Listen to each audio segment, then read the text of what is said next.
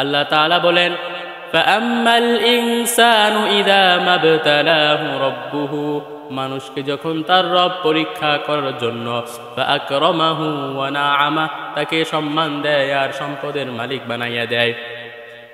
একটু খেয়াল করেন, আল্লাহ তাআলা বলতেছেন মানুষকে যখন তার রব পরীক্ষা করার জন্য তাকে সম্মান দেয় আর সম্পদের মালিক বানায় দেয়, তাকে নিয়ামত দান করে, সে নামাজ না পড়ুক, রোজা না রাখুক, সে মানুষের কাছে বলে বেড়ায় ফায়াকুলু রব্বি আকরামান, আমার রব আমাকে সম্মানিত করেছে।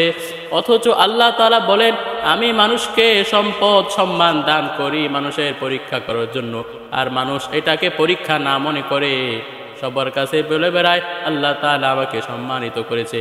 প্রথমত একটা জিনিস আমাদের ক্লিয়ার করা উচিত, আল্লাহ তাআলা শুধু অভাব কষ্ট দূর অবস্থা দিয়ে মানুষের পরীক্ষা নেন না, বিষয়টা এমন না, বরং সম্মান সম্পদ দিয়েও পরীক্ষা নেন।